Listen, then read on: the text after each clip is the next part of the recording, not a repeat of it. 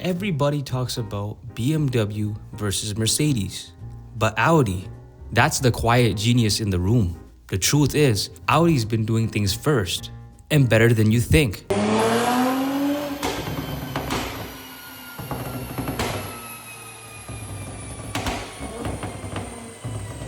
While BMW and Benz were still focusing on rear-wheel drive luxury sedans, Audi was out here boosting and sliding through rally stages. I believe this car is supposed to be almost as quick as a Formula 1, is that true?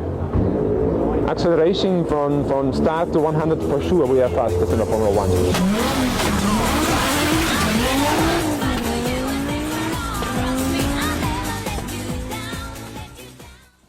They literally pioneered turbocharged German performance and still don't get credit for it. You see, Audi wasn't just about going fast, they wanted control. You see, the Quattro all-wheel drive system made performance cars usable in all seasons. Whether it was snowing, raining, hailing, it didn't matter. They brought the all-wheel drive system. And you know what? Today, Audi's Quattro system is probably one of the most advanced all-wheel drive systems on the market. BMW's xDrive system is pretty good. I can show you guys.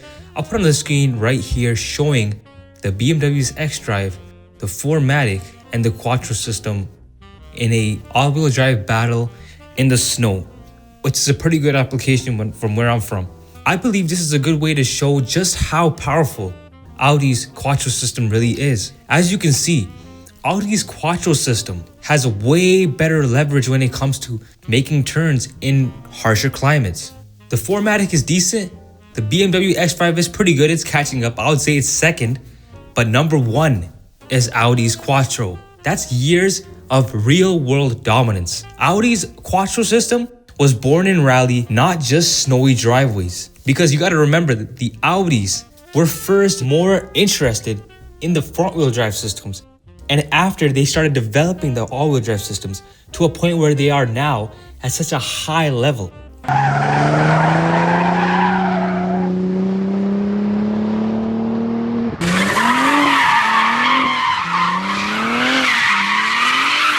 BMW is the driver's car.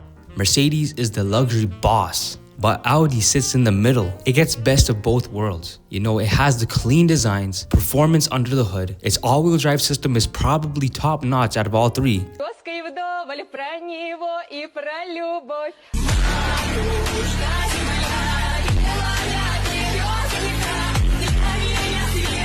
You ever driven an RS7? You ever driven an S5? They don't scream. They whisper dominance. That's underrated power.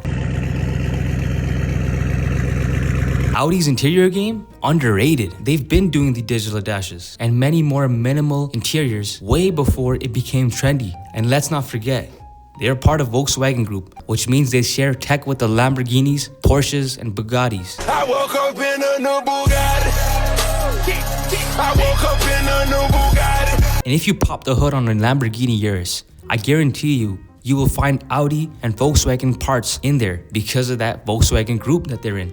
And I'll be honest, if you're driving a RSQ8 today, you might as well say you're driving a baby Urus. I mean, you're driving the same chassis, you have the same tech, and that power is unexplainable.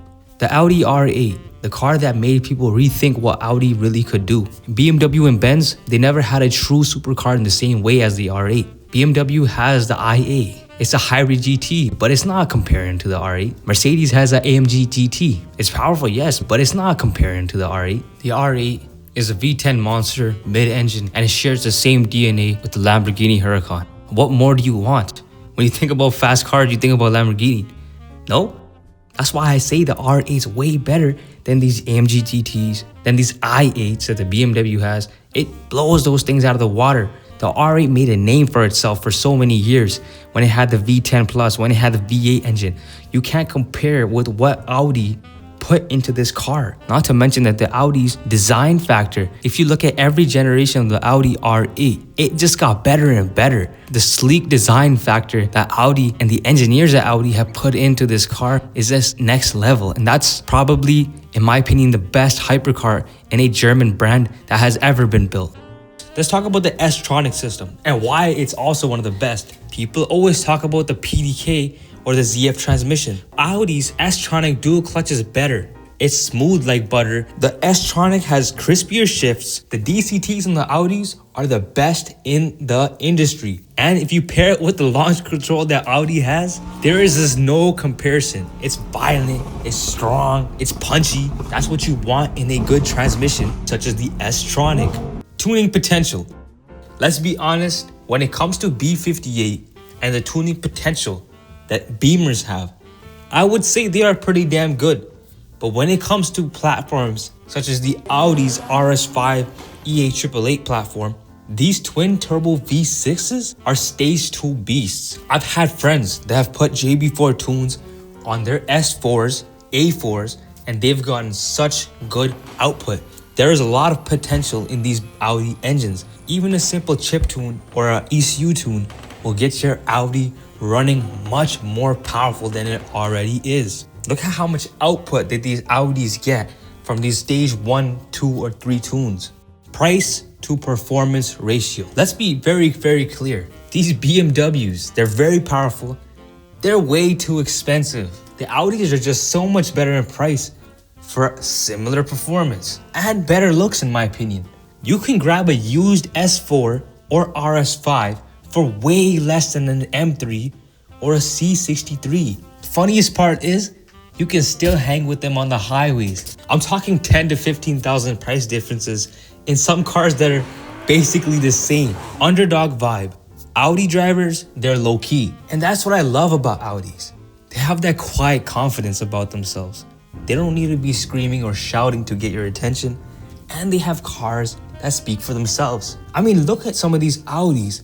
The last generation 2019, the A5s, the A6s, and the A7s, did they not look so much more crispier and well put together than some of these E-classes in these 5 Series? Let's be honest, the BMW 5 Series have not been making crazy developments. Cosmetically, they haven't. The quiet confidence comes from having power, yet not portraying it in such an arrogant way. Overall, much love to Beamers, Benzes, and Audis. There's no hate against any of them, but the fact that the Audis are underdogs is what makes them cool. And that's what I'm gonna keep my opinion about. So that's my opinion as to why the Audis are understated, underrated, yet still one of the top dogs when it comes to German vehicles. Thank you guys for watching. Appreciate you guys checking in, watching the video. If you guys do like the video, leave a like, leave a comment down below. What's your favorite Audi? Leave a comment also. What videos do you want to see next? And I'll be sure to make more videos in the near future. I'm out. Peace.